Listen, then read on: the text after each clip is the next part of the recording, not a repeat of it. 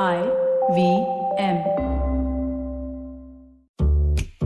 $100. That's all it takes to begin your journey with Bitcoin and Ethereum. No, really. With CoinSwitch, you can start investing in over 100 cryptocurrencies with just 100 rupees. On top of that, there are zero charges for deposits and withdrawals, so you can trade, buy, sell, however and whenever you want. All of this, plus their extremely intuitive interface, makes CoinSwitch the perfect app for beginners in the crypto space. But don't take my word for it. Just download CoinSwitch for free and try it out for yourself. If you'd like more information on cryptocurrencies, tune into a show about crypto with me, Rohan Joshi, my new adventure on IVM podcasts. CoinSwitch, kuch to badlega.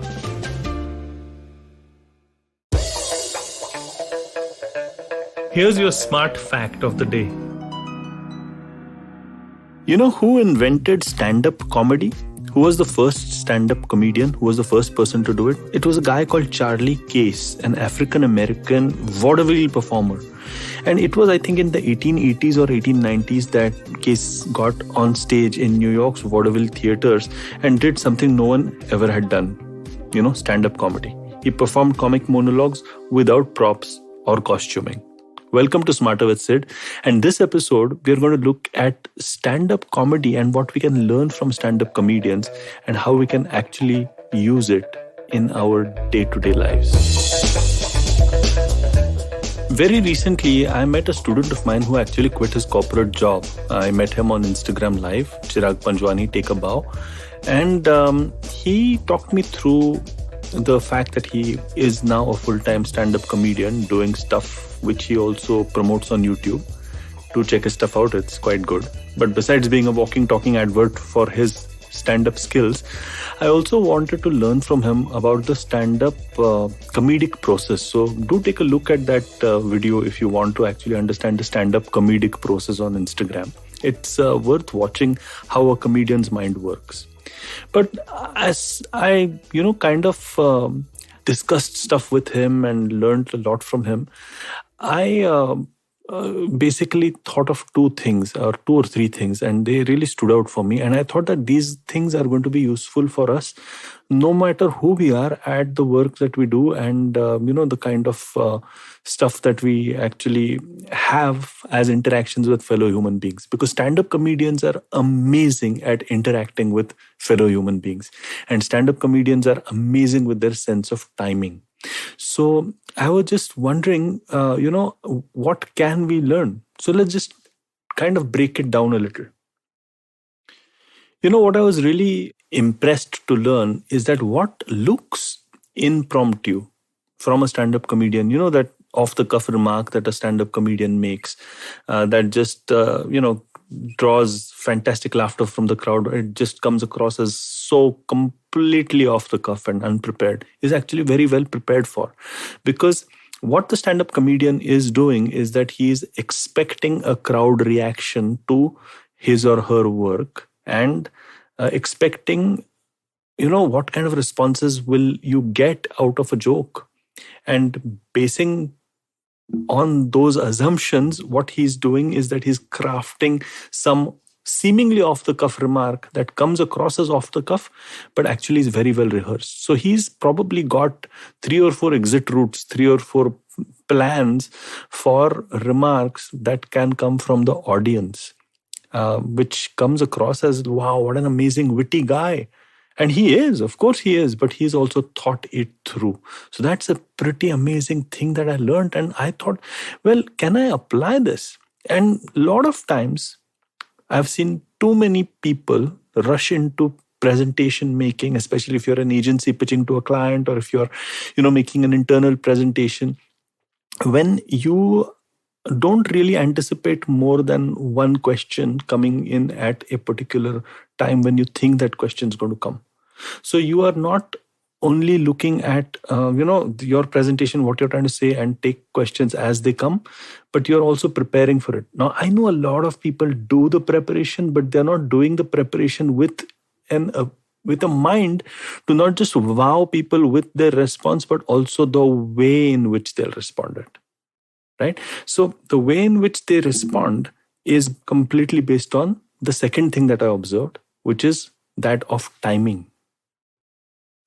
What stand-up comedians do really, really well is that they time their material well. I mean, all of us know jokes, right? All of us say jokes and it just sounds like normal and you're like, what? These guys get paid for these jokes? But to be honest, it is not just about the content of the joke, but the way in which the joke is delivered, the subtle pauses, the deep breaths, the speed at which you're delivering the joke. And that totally depends upon how you're anticipating the audience to listen to you. Now, that's a very different skill. You're actually imagining when the person is going to listen to you attentively, not so attentively, maybe completely not at all. And you're calibrating the way in which your timing is so that you are going to hold people's attention and make them laugh when you want them to and get them eating from the palm of your hands. So that is the second point, timing, right? First is obviously having exit routes. The second is timing. So in essence, what the stand-up comedian is doing is that he's not only developing the content, but he's also developing the way in which the content is going to be delivered.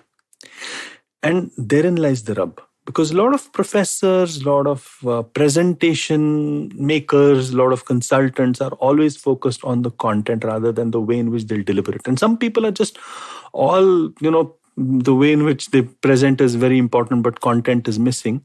And obviously those guys should focus on content, but perhaps it's great to do an internal check and figure out where you are, on the way in which you deliver content. Are you better, or in the content itself, are you better?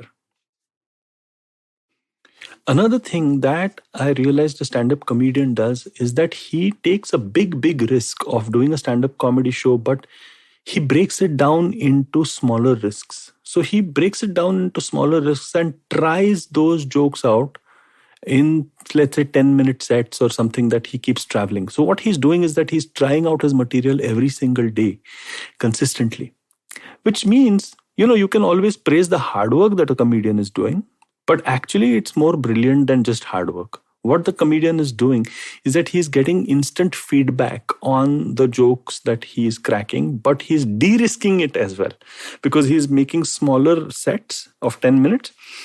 And the jokes that work, he will stitch them up together to make a bigger show.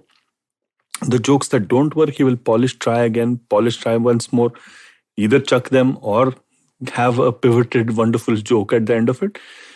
But the brilliance of it is not just the hard work and not what people say, oh, you're trying out your material, for the first time in front of a crowd, how brave of you. Actually, it's a very intelligent way of de-risking. One more point that really comes through with stand-up comedians is that they know that their body language also communicates. And they are literally trying to keep themselves as relaxed and chill as possible before they enter the arena. So there are a lot of people who have a quick smoke. Now, I'm not advocating that, but they are doing anything and everything that relaxes them just before they get into it. Now, the reason why they do that is because they know that their body language has to come across as really chilled and relaxed because that's what they are trying to communicate to the audience subconsciously. Now, how many of us do that? I literally tried doing that the very first time I started teaching, which was about 25 years back. And I realized that that is very good because you're communicating a sense of relaxed, but confident vibes to whatever class you're teaching. And that becomes extremely important when you're entering into a class because you want your audience to go into the same, mind frame. And I think it's not just about teaching. You can, use it for any presenter who's making a presentation. Your body language is extremely crucial. So preparing for that body language also becomes of utmost importance.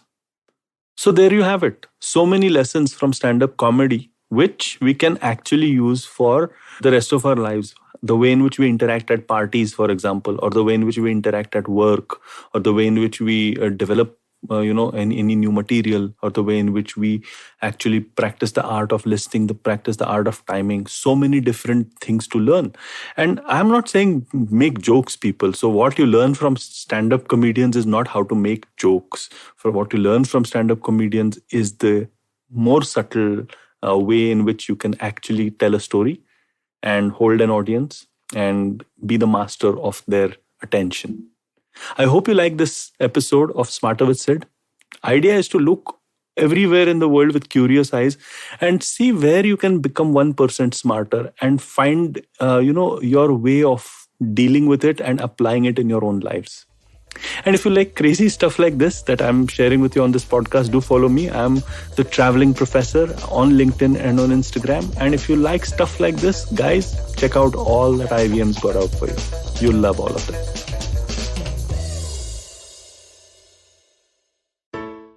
Hey everybody, it's been another great week on the IVM Podcast Network. On Advertising is Dead, Varun talks to the co-founder of Sleepy Owl Coffee, Arman Sood, about how he markets coffee to a generation that was raised on drinking tea. On Postcards from Nowhere, Utsav narrates an intriguing story that connects Shimla, rare books, and the American Declaration of Independence. On Agla Station Adulthood, meet writer Priyam Saha. She tells Ritasha and Ayushi about the overly romanced concept of life in the city.